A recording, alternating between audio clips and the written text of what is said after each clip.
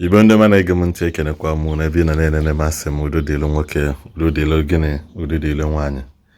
O nwere ihe m chọrọ ikwu na this video anyị na-afọ na akwa ebe o nwere ihe m chọrọ ikwu na mana before m forge ahead then egodo no this video go no ihe ụmụazị anụnwa na-ekwu n'ọnụ mgbe unu nọchazi ala then I will now come back and see what I have to say because ihe na-akwado imebi ihe ma gịnị na-akwado imebi ka ọ dị nọ.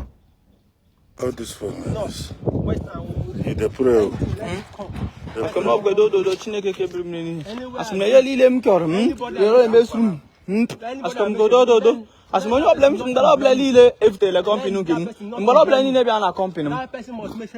Mbili a first bill ya kwụọ ya. Nya second bill ya kwụọ ya. Nya third bill ya kwụọ ya. Asị m na ọ ga na-akwụ ụgwọ. Multiple payment ka ọ ga na-akwụ. Asị m na o nwere ihe dịka ọma nkwụsị dị na-akwụ ụgwọ. Ọla ga na-akwụgide m ụgwọ kwụọ m 400,000 pesos, 500,000 pesos, 1,000,000 pesos. Asị m na mgbara ndị ga-ebute mgbara ga-enye 1,000,000 pesos. Asị m na onye mụ mgbara ọbụla nye 1,000,000 pesos, 1,000,000 pesos na m ga-ebute moto ebe a. Asị m na gọvanọ jidu tọka ndu ka ọ jido gọvanọ ji meseji mgbada gọvanọ da ndị eme gọvanọ ji gọvanọ ji dide. Asị m do gọvanọ ji kapọ ji do ado. Asị m meso ome gọvanọ do asị m gọvanọ bụ egbe na ga ado gọvanọ ke na egbe na ga achọ ke na ọda na m shiri ọbụ gụshe ye da Olishi Luis Gomez da Olishi asị na mgbara niile m jiri ọla fonu m na gọvanọ egbe nje ada ke ọda kenu ye bụ kenu ka ọja ye asị m na gọvanọ kenu mgbara nje ye ke na ọda. So like I was saying, I'm going go the video abi.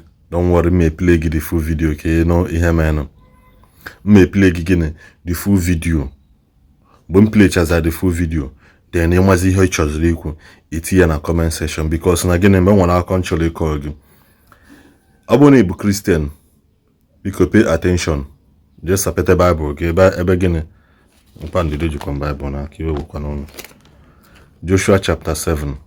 Haba akụkọ mere mgbe ụmụasị Israel destroys Jericho. Mgbe mgbidi Jericho dachara. Alisa mam na most of you anugo the akụkọ. Mana nwere ọzọ anye chọọ pay attention to ihe mee later.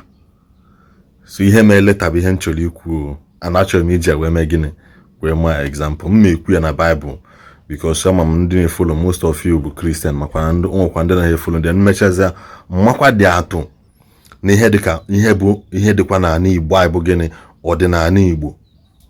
Ma mụkwa the example na wee sị gị na Joshua chapter 7 ma ha agụcha ha ncha mana ihe anụnwa bụ akụkọ mere eme. Wee sị gị gịnị na but the children of Israel has committed gịnị a trespass. The children of Israel are committed gịnị a trespass in the sense na gịnị me na mgbe ha ji destroy Jericho Chukwu na gwa ha sị ha gịnị me never take something from Jericho. You destroy ya Jericho, rap Jericho on aha gabalo onwe gị. A city like Jericho, city fortified, no king, nobody, you cannot see the king. Remember sem na onye abu king of Jericho. Remember sem na onye abu gịnị prime minister, onye abu leader, onye abu igwe, onye abu nka. But Jericho is gịnị is a city that is fortified. Why are they like that? A city onye ndị nọ n'ime ama mpụta eze, ndị nọ n'ezi ama mbata ime. Or a sign of if obodo dị like that na Nigeria kita no or in the world today, it's a sign of peace na aya chọrọ unu n'ọrụ n'onwe unu ka anyị n'ọrụ onwe anyị. But God has a reason o ji wee sị gịnị destroy Jericho mana don't take anything dị n'ime Jericho. Aweme gịnị Igbo na agụ Bible of me na agbadata na this Joshua chapter 7 somebody afia bụ gịnị Achan sokwa na ime children of Israel under the tribe of Judah. Mgbe ahụ ha wee megide ihe a mee gịnị wee je weli ihe asịsị ewe na that city Jericho wee bunata. Then mgbe ha na-aga Joshua wee zie some men wee sị ha je survey a city called Ai ka a na-akpọ ha a city called Ai. They should go and survey it. Mgbe ha je survey ha sị na n'obodo a bụ obele obodo na Joshua don't send na many men. Just send about 2,000 to 3,000 men. Na AI bụ obele obodo. There's no need of ijezike were ha 10,000 na obele obodo. Joshua just say okay no wahala. Joshua wee zije ha wee sị okay, go and conquer Ai ka ha wee mee gịnị, because na Israel onwe bụ onye defeat goro ha n'agha before ever since ha bido that their marching from again, ever since ha bido from their marching from Egypt ha na-aga the promised land, nobody has defeated them. Akụkọ ka na-akọ, don't be in a hurry. So mgbe Joshua jizere mmadụ ahụ, ndị Ai wee gbuo mmadụ 36 n'ime ha. Ị na-agụ Joshua chapter 7 goli agbadataba. So mgbe egbu mmadụ 36 n'ime ha, Joshua went back to God and was praying. Na-asị Chukwu na ọ gịnị. Bible sị na Joshua wee tụọ onwe ya na were ntụwa n'iru. At the end of the day, ịgụgide wee lute na chapter 9 verse 9, Joshua wee na-asị Chukwu na the Canaanites and all the inhabitants of the land ya anọ na ha defeat ya na obere obodo bụ ya defeat ya na Chukwu na gịnị mee. And God turned back and said Joshua na gịnị mee, Israel has sinned, not Ai has sinned. Now Israel has sinned, which means now somebody can bring a cause to a city, to a village, to a nation, because na gịnị mee no welele ihe ha sisi wenewe, no mele ha sisi emeneme. Ihe ha sọrọ nsọ, ihe obodo na nsọ nsọ, ihe mmụọ na mmadụ si gị saalụ, mmadụ nwee ike ije buti anya bụ ihe adakpo obodo. So when Joshua was praying, God did not say Achan has sinned, but Israel has sinned. That's why I'm saying again. Now a lot of us, this our generation, are creating a beast. Ainamaro. We are creating a beast. Ainamaro. It's high time that some of us have to go back to our uncles, our fathers, and ask for forgiveness, because now, ihe anyị na-emezi na this generation kita. Ihe anyị na-emezi na this generation kita. Kalizili ihe ndị ọzọ mee. That's why I'm saying na mma akọwanya bụ ihe na omenala Igbo, because na o nwere ihe mmadụ ejije mee n'obodo, mmadụ eje mee alụ n'obodo, asị obodo ka eji obodo jeje kpụọ alụ.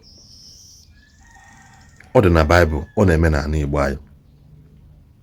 So ụmụazị a nakịta na-eje na nke Onye Eze Jizọs na-eme ihe anụ nwa ha na-eme, ịsịkwana na ọ gbasara gị, because this is the beast we are creating that will eventually come to hurt each and every one of us one day, because we live in a world of somebody that knows somebody that knows somebody.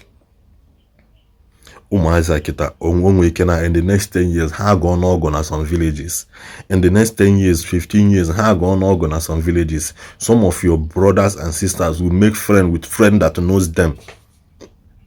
Ewe exchange of money, goods and services. Iwe bulu an accosting ihe abụla ọnụ, ebubata begi, ịmamụ ihe na-eme gị. Because in this our generation now, two things can destroy us. Open social media, social media will make us. But it's very bad on social media. Na-ebuzi a lot of us today.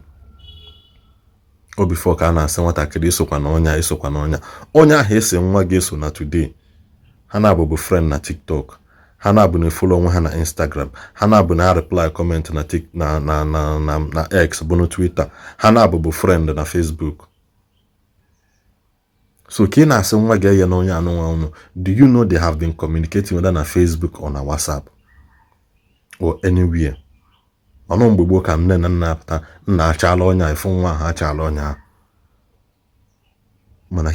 are creating a beast, because this is the beast we are creating. Because now every one of us is making I speak against this evil name in society. How can a young man na nwere ihe ọ na-eme ọbụla ịchụ mgbada 1,000,000 gịnị kedu ihe na-akọ? Bible agụ kịta wee mee ka ịghọta sị na Israel has sinned. God did not say na Achan has sinned. Ọ sị gịnị mee? Israel has sinned. Egolozi agbadata bụ efu ka esi eme the cleansing. Na onye ọbụla enwetawo datin bụ accosted na ya egbuye na ya agbụ ya ọkụ. Mana n'ụwa kịta anụnwa, parents pụtazịa a father ama njụ nwa ya nwoke kedu ebe isi nweta ego anụnwa na spend, osoro na spend na-ebutela ọnwụ ya ihe ike. A parents ama njụ nwa ha nwaanyị kedu ebe unu si eweta ego anụnwa na-eme. Ama m na ede alụ ọrụ mana ị na-use phone that worth 1 million naira. Mwa bụ mpa gị save my salary go 300,000. Njiwe na azụ ụmụazị bụ ụmụazị ịtọ ụmụazị ịbụa with a salary of 3 to 400,000. Mana nwa nzochazi secondary school pụta today na use Samsung phone worth 700,000. Kedu ihe ọ na-alụ? Unu ama nju ese. Nwa gị nwaanyị ya pụọ from your house 2 days ọ bata ọ na-abata abata ngwa bụ nne na-eje mepere ya ụzọ. Si ya nna daughter welcome bịa lie nne. Egote ihe nye gị, you will not ask question. All those things but again the beast that we are creating. Mano ụwa kịta ka mmadụ na enwere ihe na-alụ, ị na-eje ka ebinye gị ego, ị na-eje ka mmụọ ị na-amara obi gị ego. Because na ịnene the full video this video ya fụ na ụmụazị a ji aka dọlie ọkụkọ dị ndụ. Ọkụkọ dị ndụ ka mmadụ ji aka dọgide adọlikọsha ya. Onye ọbụla menwuli ihe a kwa wee nweta ego ya egbunwu mmadụ kwa wee nweta ego, because there is no conscience. One of the first thing that this thing represent is because now you will soul your conscience.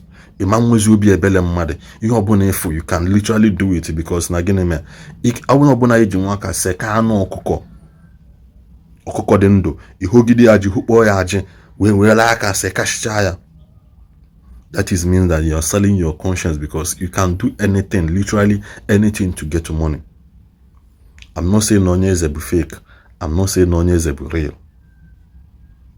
I'm not saying Onye Eze bụ fake, but one of the main criteria to measure a genuine man of God is love.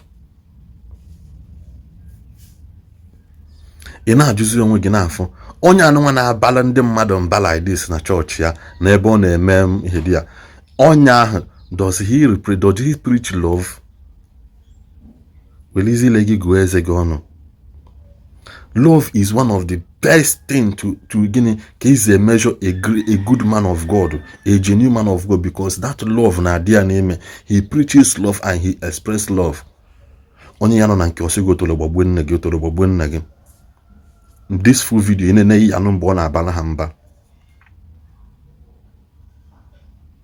Some of pastors today hapụziala ndị ha ya ekpele ka ha nwere onwe ha n'ihe na aya ha. You start sleeping around with them.